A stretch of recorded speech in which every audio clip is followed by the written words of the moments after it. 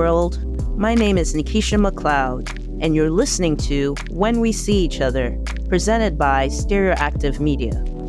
When We See Each Other is a podcast that focuses on music and art by BIPOC, queer, trans, and non-binary artists, as well as artists I've met and known for some time.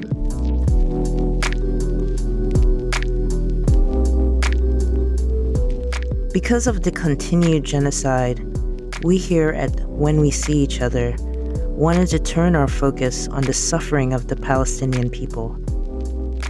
We wanted to uplift and create space for Palestinian voices. In this episode, we're interviewing the thoughtful and talented Palestinian-Lebanese-Arab-American actress, playwright, activist, and author of the memoir, Looking for Palestine, Najla Said. Here we go.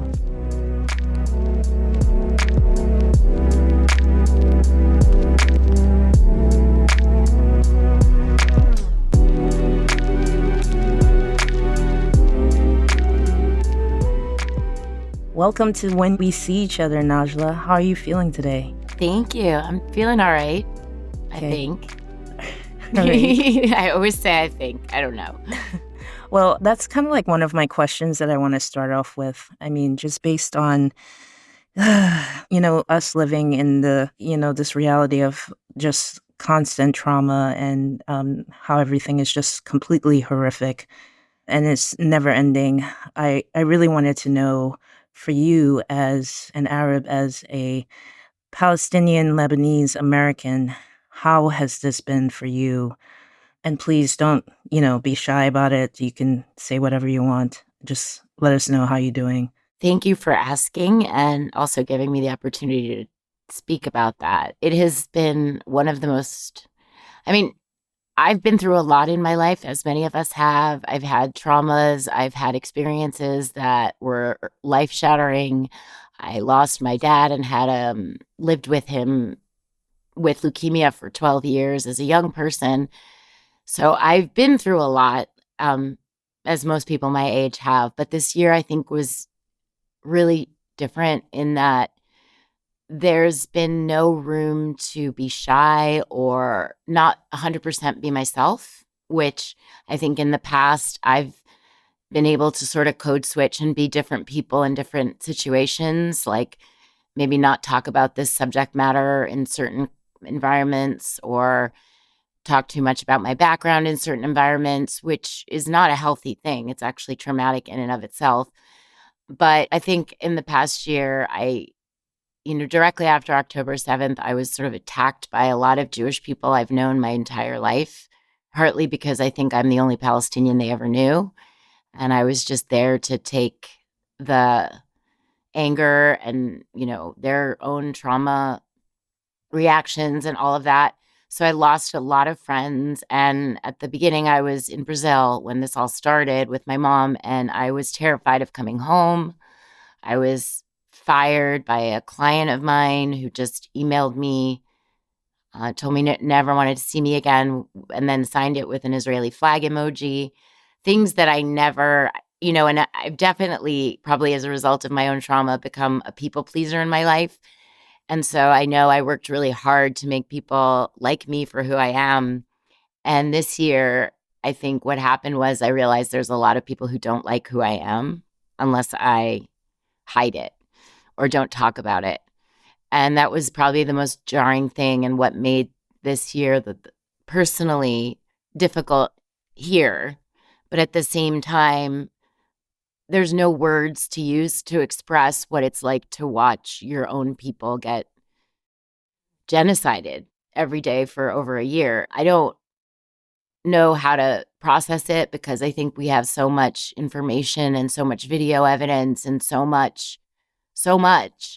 And I, at the beginning, felt that I needed to bear witness to everything without any regard of my own, mental health or sanity, because I just felt I owed it to every single person in Gaza. And I think it's been personally really hard to regulate that, not wanting to be informed all the time, not being able to sleep because you're either having nightmares or you're worried and you want to find out more information about something.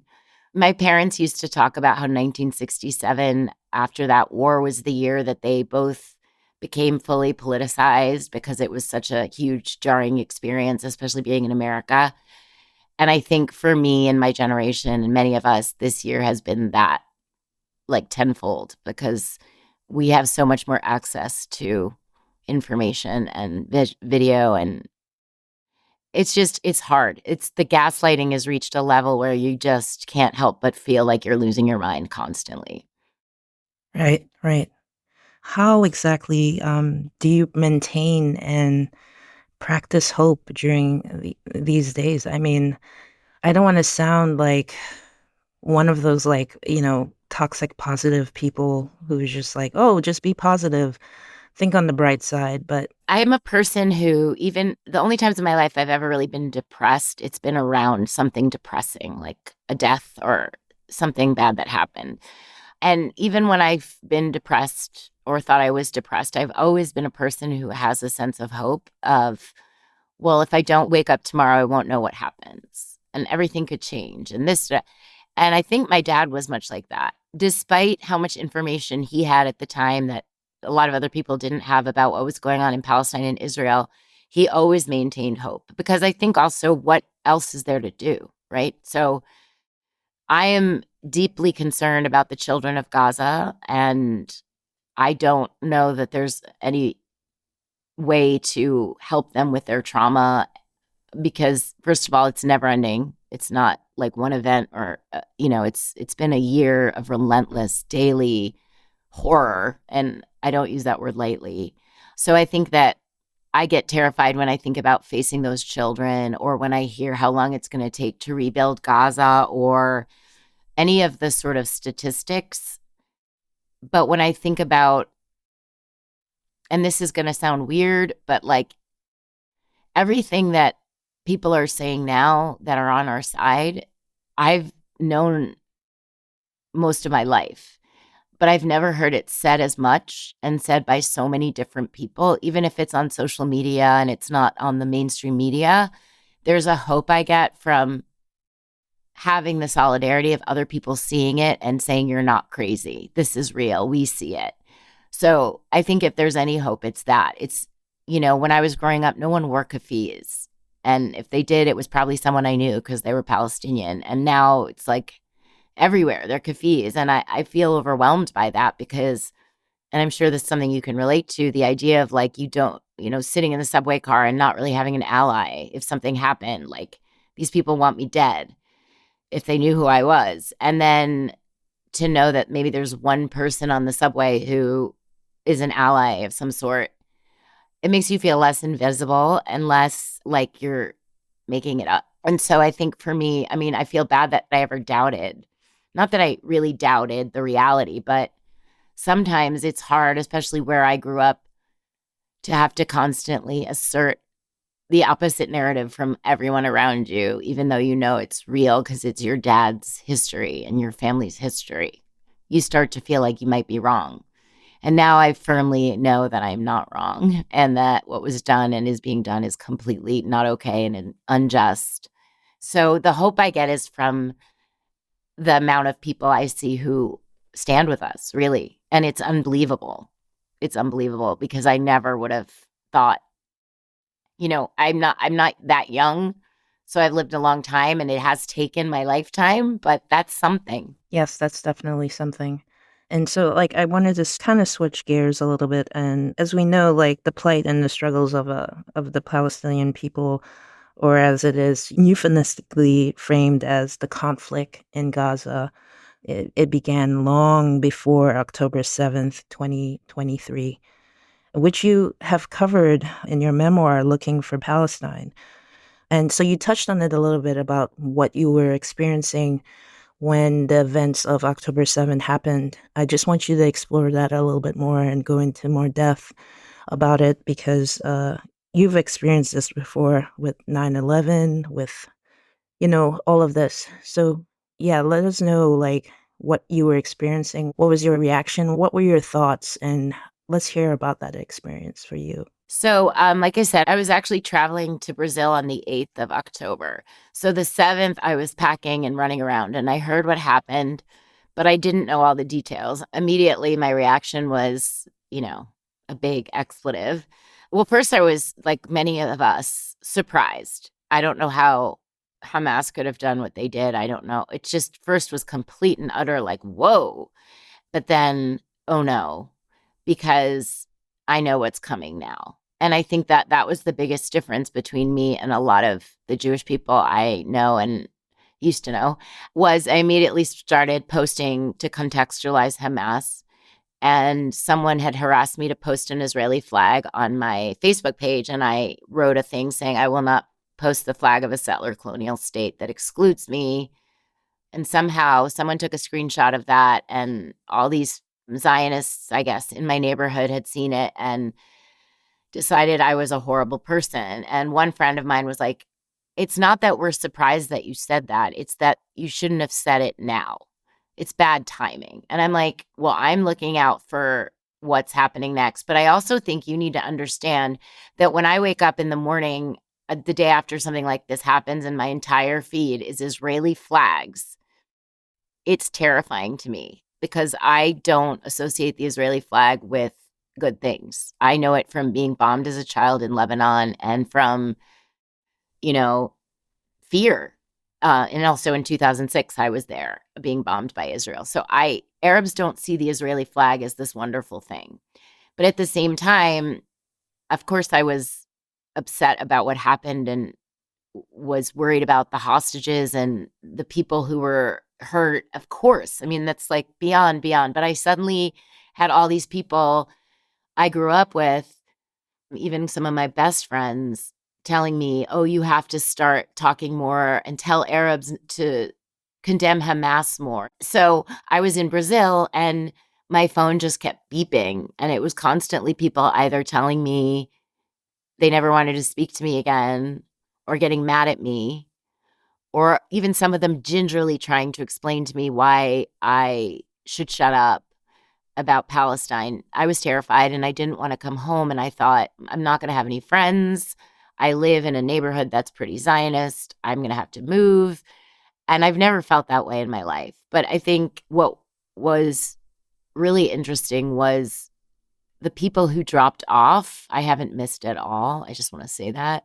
I even had one friend who's not Israeli or Jewish. She's just a white feminist. And she just kept sort of both sidesing the argument with me. And it got exhausting. And so I felt like on that day or the days after, if people reached out to me and said they were thinking of me and they were worried about me and they cared about me, that was very different from the other half of the people who were reaching out to tell me that I was somehow responsible and a horrible person. It was a lot. It's funny, when my book came out 10 or 11 years ago, the night before the release date, one of my closest friends said, are you nervous? Because now the cat's going to be out of the bag. Because like all my personal thoughts and childhood traumas and information were in this book. And I remember being nervous, like, because you can't really conceptualize with a book that like anyone in the world could read this book and know about you. But I felt more on October 8th, 9th, and 10th like that was the cat's out of the bag, because there was no more holding myself back to make other people comfortable, which I shamefully, I guess, did over the years. And I think sometimes it's because I'm in a professional situation and it's not necessary to bring up. In my day job, which is teaching Pilates, I happen to teach a lot of very Zionist, also Israeli, also very religious Jewish people. And so I don't really talk about myself that much. I never thought of it as like not being myself fully. It was just like a professional thing. But now when people ask, I answer, and I don't try to pretend I'm not. I mean, I never lied about where I was from, but I think I have often just kind of pretended to be more American than I actually am. So yeah, it was a similar on 9/11. I felt similarly like I don't belong anywhere. Everyone suddenly hates me. And it's funny, when I was a kid, I always used to cry and say, everyone hates me, everyone hates me. And it was like a social anxiety school thing. But I think also there was a part of me that knew that deep down, a lot of my friends didn't like me, but because of like the fact that I went to their school and I didn't look a certain way or fulfill a stereotype, I was okay. And they would tolerate me. But if I ever like stepped out of line, then I would be, and that's what I felt like I had suddenly stepped out of line and I like lost everything and I would never have any success or support or anything in this country ever again, which is also terrifying when you realize that my mom's from Lebanon, but I can't be Lebanese because it's a patriarchal system. So since my dad's not Lebanese, I can't have a passport. And same with I can't be Palestinian because there is no So I'm American. And so when I've been in Lebanon and the bombs are coming down and I know I paid for them, that's one thing. But watching it happen this past year and knowing it's your money and that you're an American and you've never lived anywhere else or been any other thing, it's really easy to feel like, oh my God, I definitely don't belong here. Everyone hates me. Yeah. I don't know exactly how that is for you, so definitely empathize with you on that. So you brought up like the fact that some people were encouraging you, asking you to be more aligned with the Israeli hostages, and they were posting Israeli flags and all of that. This sort of brings up my next question.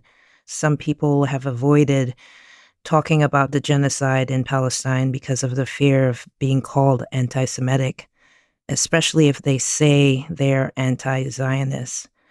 What are your thoughts on that? Well, again, it actually doesn't logically make any sense to say that because someone is criticizing the state of Israel, they are anti Semitic. Zionism is a political movement that started in Europe 100 something years ago. I am not the person who took the symbol of the Jewish religion and put it on a country's flag. So, unfortunately, when we try to criticize that country, there's a religious symbol on it. So, the response is always, well, you're being anti Semitic. It's such an obvious fallacy. I mean, we have different words for a reason to differentiate things, right? If anti Zionism and anti Semitism were the same thing, then they would be under the same word. But there's two different words. So to me, it's a mostly ridiculous argument that's exhausting and sort of a lot of these arguments, it's like so plainly illogical. And that yet you have like people arguing over it in our government and no, it's not the same thing. And there has to be a way for us as Palestinians to articulate our oppression and suffering. So it's tiring. It's also ridiculous. It's a system that is oppressive and it's an apartheid system. I watched a couple of like news reports on the mainstream media about the protests at universities, and it was completely flip-flopped the way they presented the whole thing. And they made it all about anti-Semitism when in fact it wasn't about that at all. And there was an inordinate amount of Jewish students involved in these protests. And, like I said, I have been living with this nonsense for my whole life, and everyone's finally catching up, which is amazing. I feel like I have to be a little more patient because it hasn't been the center of everyone's mind for their whole life. But it is still encouraging to have other people fighting against it because, as I said, it's completely obvious that the system itself is. And the other thing I wanted to say about that is, and just to go back to October 7th, one thing I realized is like, I think Jewish people are often taught that they are allowed to decide what Zionism means to them. So Zionism means to me, I want to go live in Israel. Zionism means I just want Jewish people to have a home, but I don't need to live there. Zionism is, so everyone gets their own like idea of what Zionism is, and this is not my thought. This is something my dad said a long time ago. To us, Zionism is only one thing, and that is what it is produced, which is our oppression and humiliation and torture and death. So the idea that I have to be precious about someone else's Zionism when no one has ever stopped to look at what Zionism has actually done in its name, I find that completely ridiculous in a way. Yeah. So, in your book, Looking for Palestine, you talked about your own experience, and you mentioned this earlier about the young kids who are experiencing this horror every single day, every single minute. You talked about your own experience of, being bombed on and listening to gunfire and at a very young age, and how it has really remained with you throughout your life. How will all of these atrocities that are happening now, how is this going to affect future generations? I mean, just going back, just thinking about what you were saying about the children, I just keep thinking about how, quote unquote, the ones who survive the genocide, how have they survived this sickening madness? How exactly have they survived it? And what does that look like in the future? Those permanent scars, those invisible and visible scars. It's interesting. I wrote the book, and then in the past sort of year or so, I realized that a lot of what I wrote about was, even though I wrote about actual trauma, like being in a war twice, there's also the what we would call nowadays like microaggressions, which wasn't a thing that existed as a kid. And I think the book is full of them, like me being scared to say anything and people saying vaguely racist things to me, but then saying, oh, but not you, your family's different, and all that kind of stuff that anyone who's vaguely marginalized will relate to. And I think that affected me. I write in the book about becoming anorexic, which started before I went to Palestine. But I think for me that it was an expression of wanting to disappear, but also wanting someone to acknowledge that I was a human, because I think Palestinians often feel that way. And to me, this idea of being invisible to anyone, I mean, even if I stop speaking to someone, more like if someone stops speaking to me for any reason, I will have literally a PTSD reaction to it. It's not fun. It doesn't always work in American culture because Americans are very good at ditching people they're done with. And I wasn't entirely raised that way. But it also, I have post traumatic stress disorder because I was able to leave, right? So the kids in Gaza are beyond post traumatic. It's just constant. And it's the kind of thing that you can't, like, I can't fathom losing my entire family, 30, 60 members, and my parents. But I will say this. I mean, as a kid, I don't remember too well. I remember being scared and I remember the bombs. But as an adult being in war, I remember very strongly that all my neuroses kind of went away because you don't have time for that, right? So I need to eat to survive. So I need to eat. I need to breathe. I need to walk. I need to drink water. You start becoming very, I guess it's more primitive. You are in touch with your human needs. And even if you're trying to leave, you're still the whole time you're there. It's like you're fighting to stay alive, whether you know it or not. So I think when we see these people who have survived through a year of this, not to mention all that went on before the last year, I think it is a human, I don't love the word resilience, but it is something innate in humans to stay alive. And so I think that that's what we see as they fight. Because even if you're like, whatever, this life is horrible, just kill me, some part of you will still fight. And I think for these kids, I have ADHD and generalized anxiety, all these things that really just indicate that I have a jacked up nervous system. And I'm kind of always in a fight or flight mode. And I think for these kids, I mean, I'm not a doctor of any sort, but I think their nervous systems are forever like shot. I don't know how they're going to be able to process anything normally. And I think, I've heard a bunch of mental health people from Palestine speak. A lot of the difference in culture is like in this culture, when we have like psychological problems, we go to a shrink. And then you're alone with your shrink or whatever, and you talk to that person one on one. In certain cultures in the Middle East and Africa, whatever, if you take someone who's traumatized out of the community, that can be even worse for them. So the way that they talk about healing over there is more to do with communal based healing and people coming together around and I think that's also what has kept people going there, is like everyone becomes your family all of a sudden. I wanted to switch gears a little bit and ask this question. So, in your book, you talked about how some people essentially think of you first as Edward Said's daughter, even though you are an artist and an activist in your own right. So, can you speak more on your identities and the work you have been doing? Thank you. I think as much as we all are our parents' children, I am my father's daughter. I think that he happened to write about his identity and politics and history of Palestine. And when I was growing up, I had no interest in that. He and my brother were very bonded on that subject because that's my brother's interests. It's like politics, history, political science, stuff like that. I was always interested in literature. And above all else, my dad was a literature professor. So we had that bond. And it's funny because in the public, especially around this issue, people think he was just this Palestinian who spoke, but he was a English professor who wrote about Jane Austen and stuff. So that was our bond. And then I wanted to be an artist. But the problem is I started acting in like the late 90s. And at that time, I was just considered white. And then all of a sudden, after 9/11, I was considered Arab. And that's when I pretty much became my father's daughter because I started talking about being Palestinian and how I grew up and where I grew up.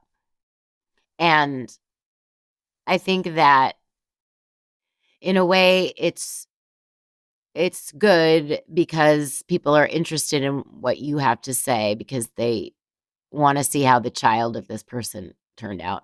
But also, what was it like to grow up Palestinian in America, especially in a very Zionist neighborhood in New York? But I think that my own exploration and my work of my identity is my own, and my identity is my own, and it's much more American. My father was educated. He came here for high school, but he mostly was British educated. He wrote in a very erudite, learned tone, and when I write, it sounds like I'm talking. I think possibly because I'm an actor, so the dialogue comes out very casual and sort of, or even the prose comes out very casual and as if I'm talking to you. The references are more American, and it's my own story. And my own story is that of a person who was raised in a relatively comfortable place and time at a time where her parents were grappling with, my mother particularly, a war in her country and not being able to speak to her parents for months. And then her father being in danger a lot because people were just hated him and wanted him dead because he was Palestinian. In that person was someone who was shy, who loved theater, because on stage I could have all different identities and it was okay. I didn't have to fit into a box. I could be a boy one day and then like a donkey the next day and then like a princess and then all these things on stage in one body. I never felt like I was complicated. And I like the language of art.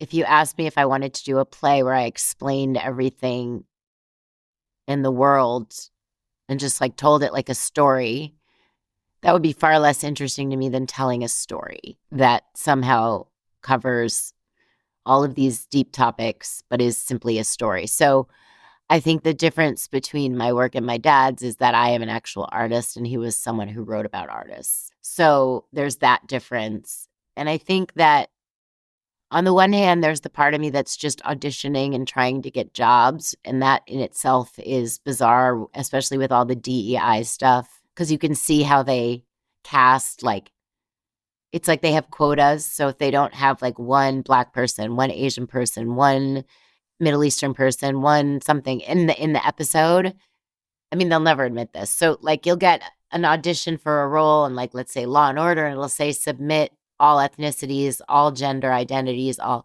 So they see more people for more roles. But in that world, I'm still just an actress with a funny name. So then in my own work, I try to, like I said, do work that tells stories that I care about people that I care about issues that I care about. I'm less comfortable talking about obviously politics and history and things like that. Although I suppose I could at this point. I didn't study it, but I know enough. But I'd rather tell stories and engage people viscerally the way that live performance does, no matter whether it's music or poetry or singing or whatever, or theater or dance. It engages your whole body and not just your brain, which I think is more what people associate with my dad. So I think also I have the best of my mom in me as well. She doesn't get enough credit. My mom comes from a pretty incredible family. So I think it's a combination of all of what I've been given is has made me who I am.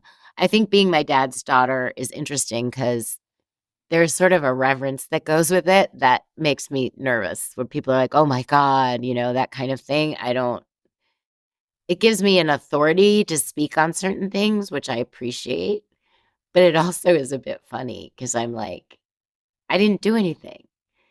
So you mentioned in the book about how you didn't know the world's version of your father, Edward Said. Can you go into more about that? Yeah, I did. I knew my daddy. I knew the guy who was really sweet and then sometimes could get really serious and go into his study and close the door and type on his typewriter furiously. And I knew that there was like a public version of him and a private version of him, which I think anyone with a public facing parent would say. Because, of course, you see them in their pajamas, like, trying to figure out how to turn on a television and all these very human things. But also, when I was a kid, he was very famous in the world of academia. So a lot of my friends didn't know who he was until they went to college. And then it was sort of like, whoa. But it wasn't really until he died. I mean, there were all these two separate words. There were people who were like professors or graduate students or interested in the Middle East who knew who he was. And then there were like Arabs who knew who he was. So I knew there were these two places where he was like known. And I also knew he was on TV a lot, but I didn't know that people watched when he was on TV. And then when he died, I was sort of overwhelmed by how famous all over the world he was. And I mean, I can't say I didn't know altogether because I would go to lectures with him and there would be, people lined up for blocks and almost like a rock star. But I really thought that was just in an academic community and not like in the broader world. And so when he died, it was really overwhelming. And then people started to sort of expect me to be him, which was terrifying, inviting me to do like political analyses. And I'm like, I'm not, it would be like if your dad was a doctor and somehow you were called in to consult on a patient. You're like, I don't do that. So that was terrifying. But I think what I slowly learned is that through my own voice and my own work, I could express similar ideas and also my own. So I think that I'm very proud and I don't mind when people talk about my dad or ask about my dad. I think it's a huge part of who I am and I can't separate myself from him, especially since he's the Palestinian and that's the identity, right? That I'm often grappling with. But yeah, I think the person I knew as my daddy and the person that was Edward Said was like, it's almost like he had two different voices almost. So my brother and I knew there were two different people. We knew that this person that the world knew wasn't necessarily daddy. Right. I'm going to bring up the book again. There was a section in the book where you quoted your father saying, and I'm going to just read it really quickly. He was saying, Naj, it's my generation that's messed it all up. We are too connected to the events of 48 and 67. We were there, we participated, and until we're all gone, my generation, the Sharons and the Arafats, and all of us, nothing's going to get done. It's up to your generation to fix it, really. What was he getting to when he said that? Literally, we were just walking down the street and he just said it. And then I realized how kind of profound it was because, well, I think we're seeing sort of the fruits of that now. And maybe it's not my generation. Maybe it's Gen Z that really is the one that's going to do it. I think when I was growing up, my friends, it was their grandparents that had been possibly in the Holocaust or in camps, or World War II wasn't that far away. Their parents, my parents, were born in the 1940s. So the sort of span of this modern version of this conflict is like from, let's say, the 30s until now, the 1930s. So in the same way that their grandparents were victims of the Holocaust, our grandparents or parents were, victims of the Nakba. My father lost his home when he was 12 years old. And that's what happened to thousands and thousands of Palestinians. So my generation and the generation above me, which would be the boomers, grew up with this like the Holocaust, the Holocaust, the Holocaust, the Holocaust, the Holocaust, the Holocaust. And that was all we learned about and talked about. So there was no room for any other narrative, not even, and honestly, the narratives don't even, they're two different things. The Holocaust happened over here, and then because of it, Palestinians were kicked out of their land. So they're connected, but it's also two separate experiences. And there was no room for us to mention, you'd read like all the books, and in the end, they all immigrated to Israel or they whatever. And then I was like, well, what about the rest of that story, right? I couldn't talk about the rest of that story, that the people who survived the Holocaust immigrated to Israel and lived happily ever after. And I would be like, well, what about my family? Now, as I think the generations have moved on, I mean, Gen Z kids, it's not their grandparents that were in the Holocaust. It's not their parents. So there's that on one side. And same with us. The Nakba has moved farther away. It's now great grandparents. And I think that takes away some of the, I mean, I don't pretend to understand Benjamin Netanyahu, but I do know his brother was a war hero who died, and that has clearly messed him up a little bit, among other things. But all of these people have lived in this time of complete, like the connection to what happened is so close and so personal that I don't think, as what my dad was saying, I think he was saying, like, I think we need some space for people to be able to see this clearly. And I think that that's happening. I just think that you can't kill off an entire generation at once. So there'll always be more people standing. But I think what we're seeing now very much, especially if you think about, like the boomer generation versus Gen Z, and how like the boomers are all like basically pro-Israel, and then the Gen Z kids are all not. So you can already see that starting to happen. It just took a little bit longer than he thought. And I'm perfectly happy to pass it on to another generation. It seemed like a lot of pressure to put on someone. So Right, exactly.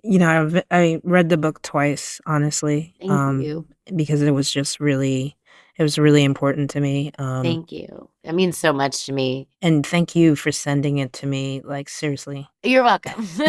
You've always been my Um, favorite.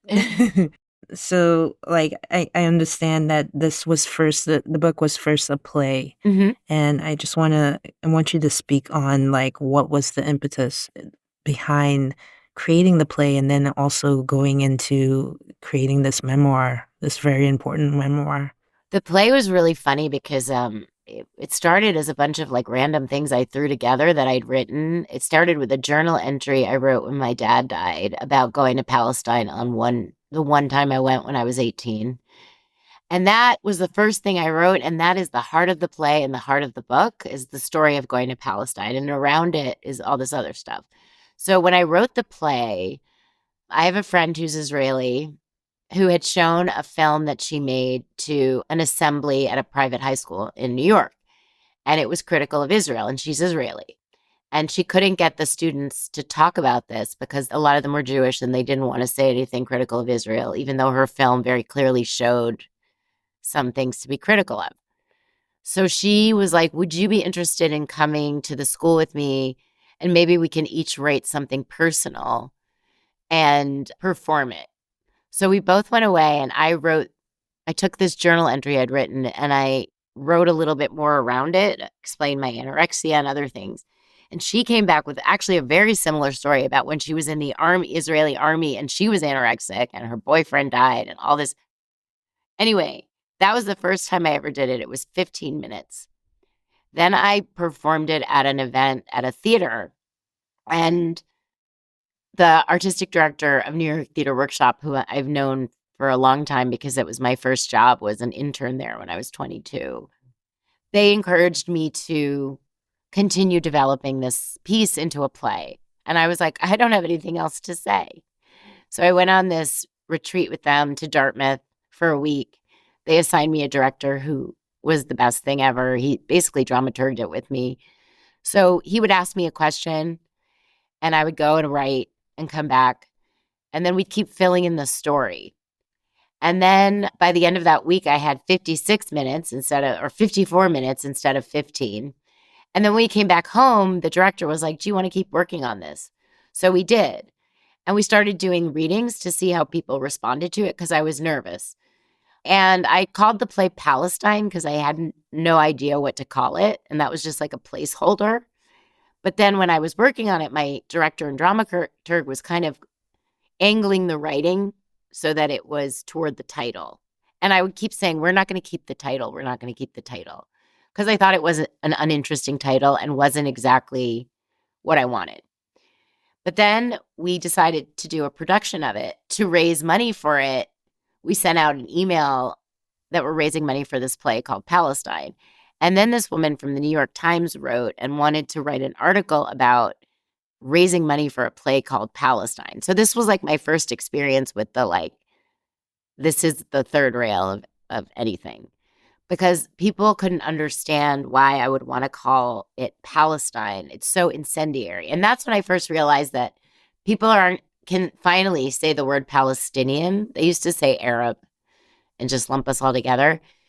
People finally can say Palestinian, but they still can't say Palestine because it's too concrete, I think. So I then was like, I'm keeping the title, even though it wasn't the title I wanted. We ended up doing it off Broadway for 9 weeks. It was sold out and extended. Nobody protested. Nothing bad happened. But unlike most people who do a, good off-Broadway show in New York and get their show picked up and moved to a bigger theater or done at regional theaters across the country, I didn't get any offers to do the play, actually, as a play.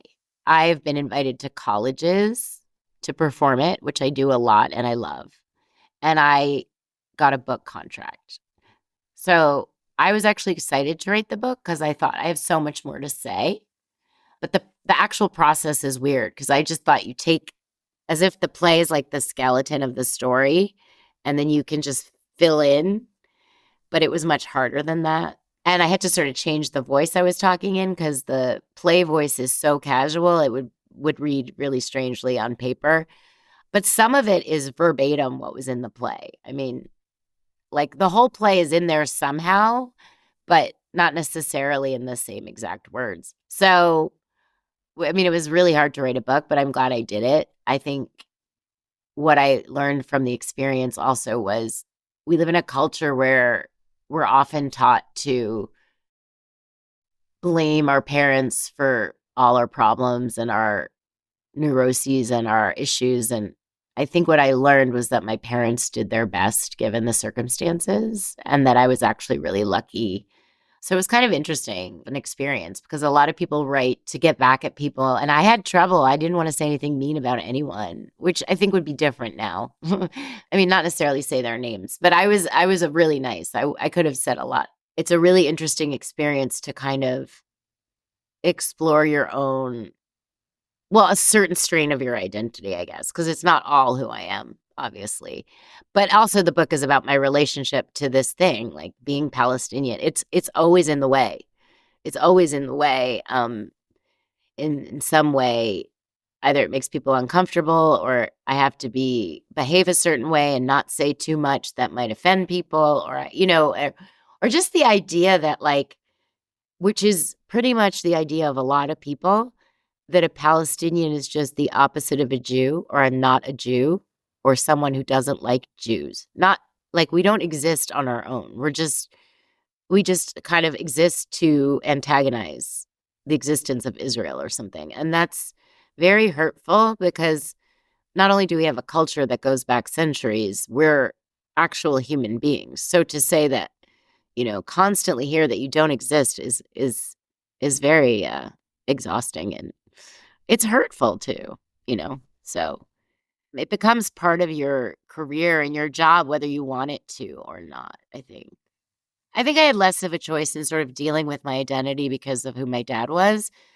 But I think I know a lot of actors and artists who, after October 7th in 2023, were like, I'm not going to pretend to be agreeable anymore, and started speaking out a little bit more. But I think even me, who's been pretty outspoken most of my life, has been like another layer came off, and I just feel so unabashedly myself now. It's a bit scary, but it's okay. I mean, I think that's the goal in life, is to become yourself. I mean, it was painful. It's been a painful year, but I think it's been really important.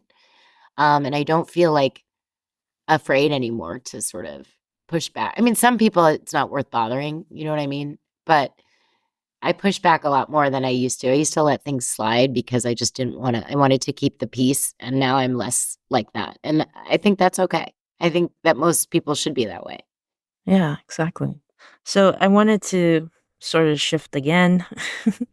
The way that you describe Lebanon in the book is just really, really beautiful. And I just wanted to get into that. Unfortunately, many of us in the US have only heard of Lebanon in relation to war and conflict.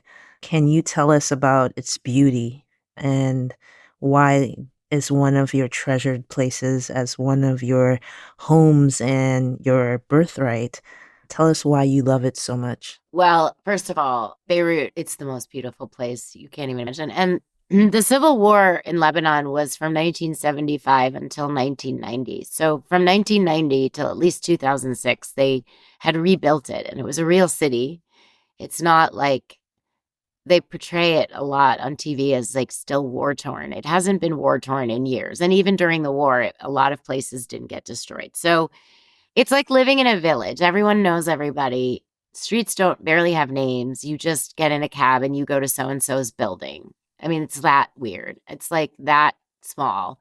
Food is always fresh and like seasonal. Like they don't eat fruit out of season. Everything is like natural. So every day like we live in a building, and my mom has an apartment, and so do each of her brothers. It used to be their house, but then my grandpa knocked it down and built a building and gave them each an apartment.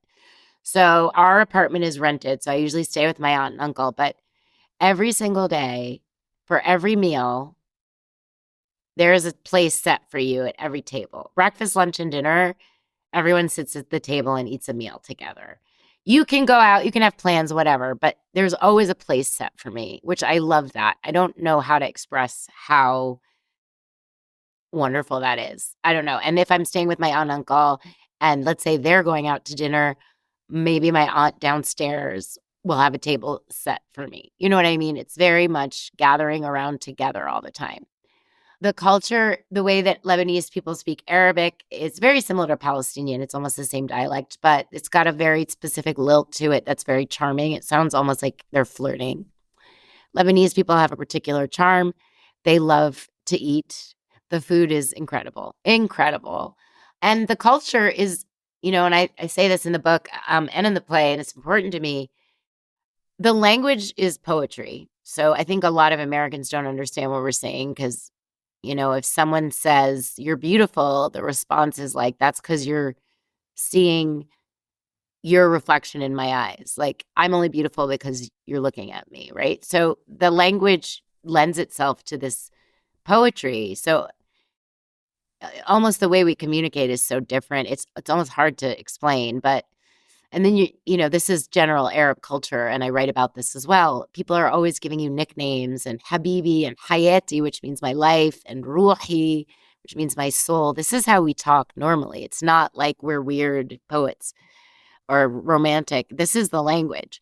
So there's that, and then the beach is the most. It's the Mediterranean, and it's like you would imagine a city like Beirut. Imagine you're in New York and you have everything you could ever want, and then but it's hot and humid. So at the end of the day, you can walk to the end of the street and jump in the Mediterranean. It's like New York if the Hudson River were the Mediterranean, which it's not, very much not.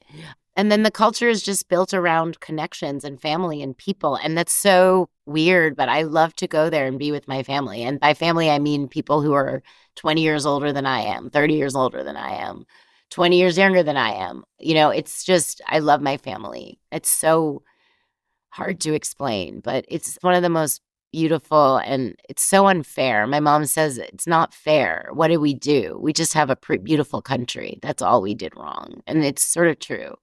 And, I believe that all of that is and would be available to me in Palestine as well. I have no family there. So I think people sometimes think that I prop up Lebanon more than I don't know Palestine. So it's more about the home that I have and less about it being the one that I like better or anything. It's just really all I know. And half my family's Palestinian anyway. They just live in Lebanon. But yeah, it's incredible. Amazing.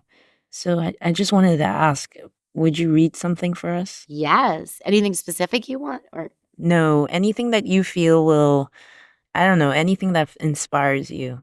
okay. I'm going to read the part that I kind of just sort of talked about, which is about Arab culture, if that's Mhm. okay.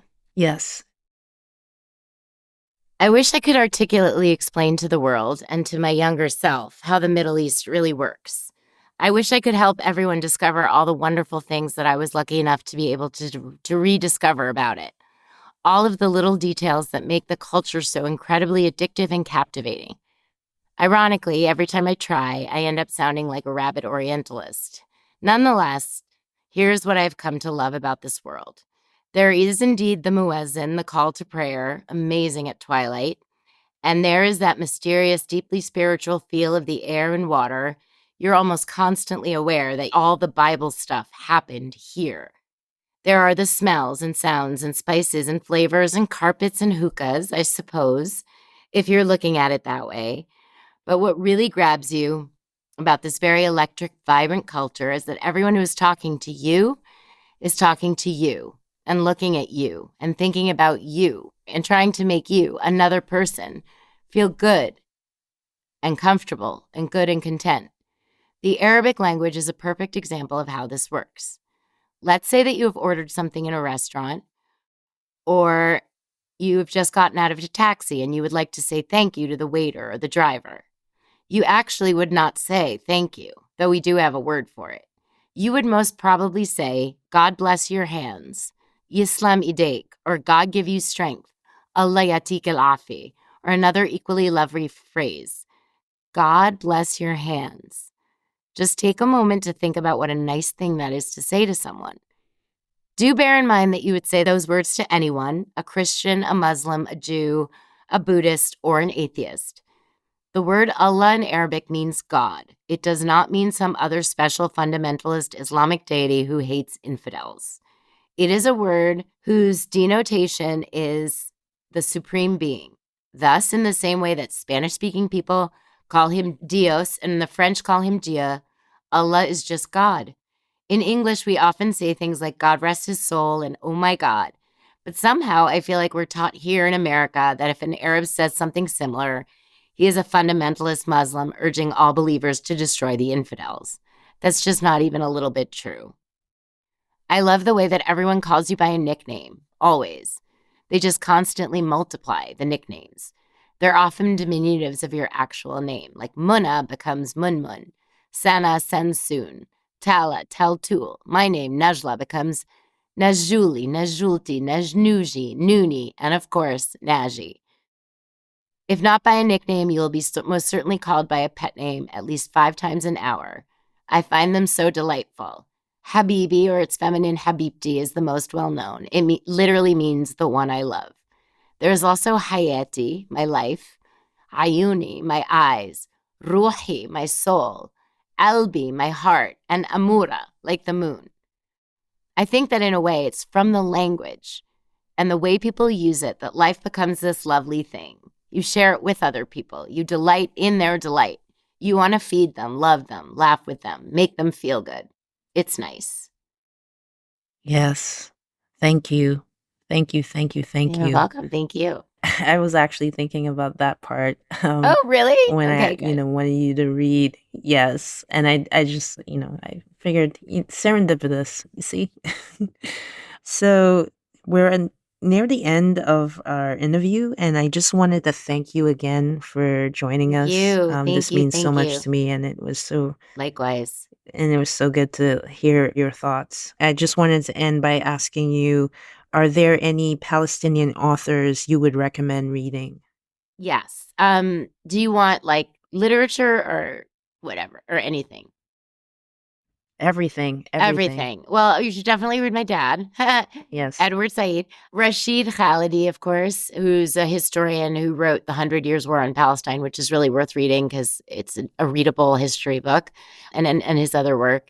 I have a cousin, Sari Makdisi, Sareemakdisi, who has written a couple of books about Palestine. And then, of course, there is also Ghassan Kanafani, who's probably the most famous Palestinian writer.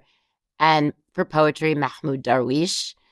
For poetry nowadays, Suhair Hamad, also Mossab Abu Toha, who most people have gotten to know because he started the Edward Said Library in Palestine and has been writing a lot for the New Yorker and other publications. Hala Alian, who is a bit younger than me, who writes beautiful novels. Susan Abu Hawa. I'm leaving out people, but there are amazing Palestinian writers out there that everyone should check out for sure. But it depends what you want. If you want more of the history stuff, I would go with my dad and Rashid.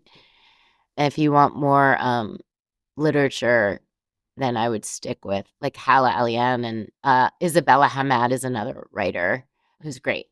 We're starting to have a lot more writers, which is cool. Yeah, which is important. All right. Well, thank you so much, Najla. Thank you, Nikki. It really means a lot to me. So thanks. For real.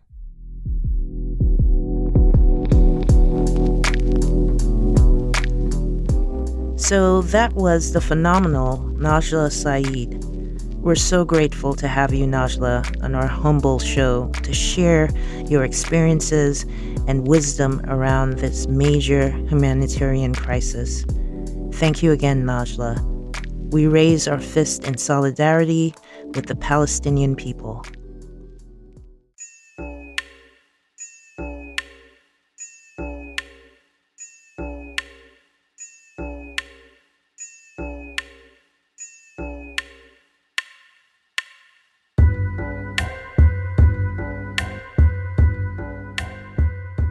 Thanks for listening to When We See Each Other. I'm your host, Nikkiesha McLeod. This show is produced and edited by Jeremiah McVeigh. If you like what you hear in the show, please rate and review it in Good Pods, Apple Podcasts, Spotify, or anywhere else that allows that. And please follow us wherever you happen to listen to podcasts. Doing so helps us to expand our audience and is much appreciated. You can find more information about this show at stereoactivemedia.com/whenweseeeachother. And you can get in touch with us at stereoactivemedia@gmail.com. Also, follow us on Instagram and TikTok under the handle WWSEO Pod. Talk to you later.